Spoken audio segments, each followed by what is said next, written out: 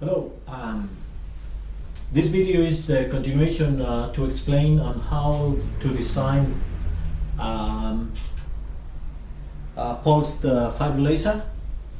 So for pulsing a laser, a fiber laser specifically, you need to open the cavity. So going back explaining again the design from the left hand side, which means from the pump side.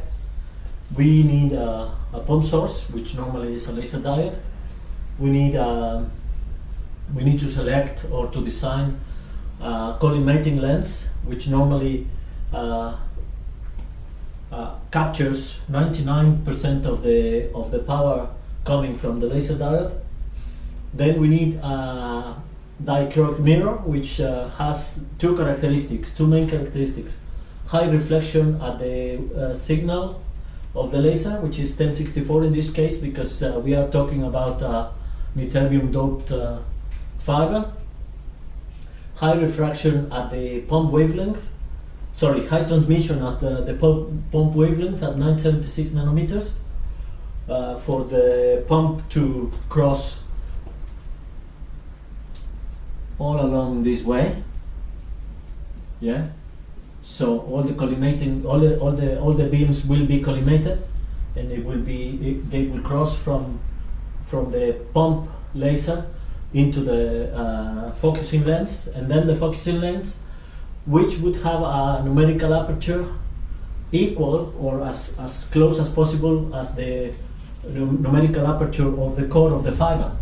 So the acceptance cone would be the same as the collimated beam, the focusing beam angle of the focusing lens. So after we reach, we continue pumping, we reach population inversion, we reach threshold, and then spontaneous emission, which also can be reached before threshold, and then laser. Then we have a continuous wave fiber laser. That's because we have 4% reflection here from this fiber facet, and also 4% reflection here from this other facet, which is called Fresnel reflection. But then this is a continuous wave. That's what we don't want at the moment. We want pulses.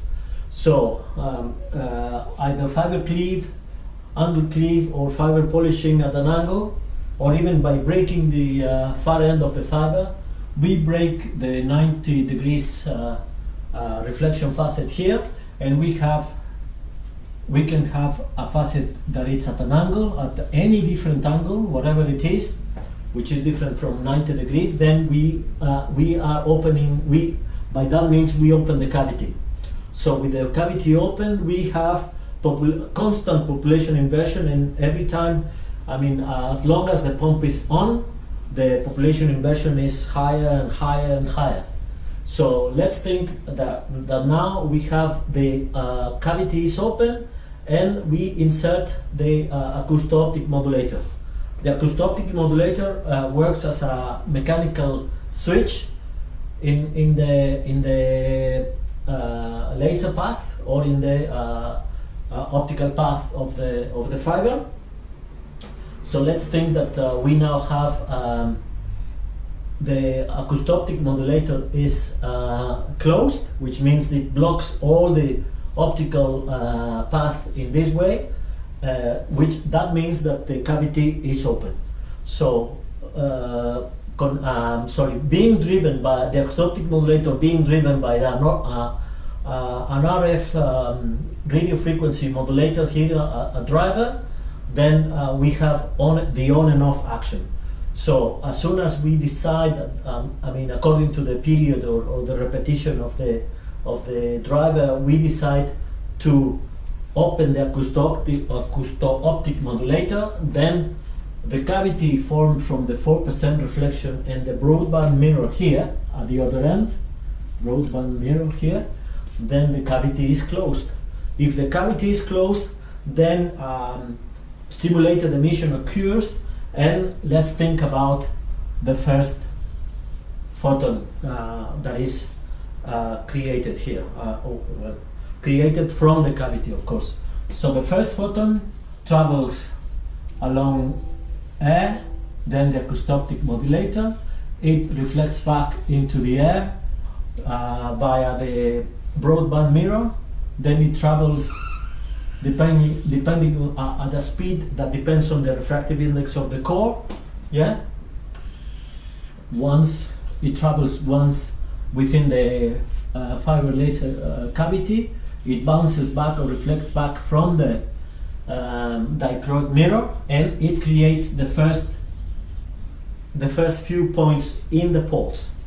So subsequently, at any or from any other position in this direction from the fiber are the next following points on the curve on which we are plotting in terms of time the formation of the pulse. So let's look now at the point exactly in the middle of the fiber. So this photon can go that way or that way, but let's think that it's emitted in this way. It travels along air, it travels across the acoustic modulator, and then crosses the fiber once again and goes here. So this is where the peak power, the maximum power is reached for this first pulse.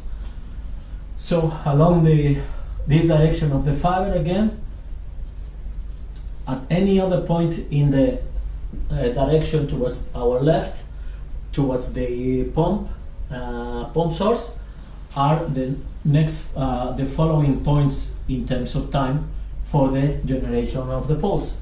So let's look now at the last point in the fiber, the last point which is closer to it's closer to the pump, but that is those are the pumps. Those are the photons that take longer time to be extracted from the cavity. Why? Because they travel along, once in this direction along the fiber, then the acoustic modulator, then they reflect back, then twice again, once again through the fiber, and then here. So this represents the last point of the pulse. So we have created, or the cycle has been completed. I did assume here, so this would be the first photon in there. This would be the consequent points of the peak of the pulse. This would be exactly in the middle of the fiber, and this would be the following points along the fiber in the pulse. Yes, but this would be the last photon around here. So in a particular way to measure the pulse duration, we use the parameter called full width at half maximum. This is in terms of time. So we can calculate, or we can estimate, the pulse duration. So the pulse duration is measured in this way: from the first pulse, from the second pulse, from the third pulse. Normally, after several cycles of the repetition rate here from the driver, these pulses would be stable in duration and stable in peak power. So now the question is, how do we calculate peak power? Peak power is calculated according to this equation. So we have power average in watts, the pulse duration that I already explained, or tried to explain how do we obtain it and how do we estimate it using this parameter, full width half maximum, and then the repetition rate. The repetition rate is directly proportional to the radio frequency, or the frequency of the driver. So the driver, let's say that is driving the acoustic modulator at let's say 100 megahertz, that would be the repetition rate. The pulse duration, I already said how do we estimate it. We can be also calculated, because we have the refractive index of the core, and also the speed of light in air, and we could have the refractive index of the acoustic modulator.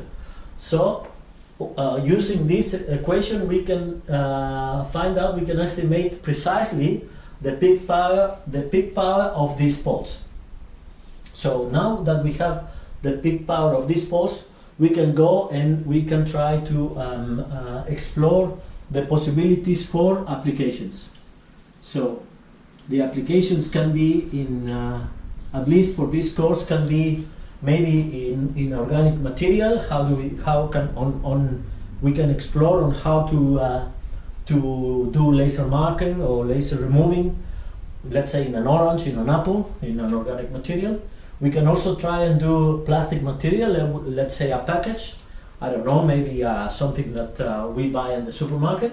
And also we can do the human, some with a lot of precautions, but we can do some human skin procedures like tattoo or even tattoo removal.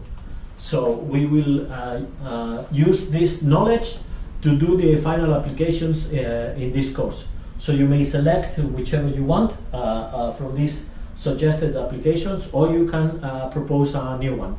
It doesn't matter, it is quite interesting anyway. So thank you.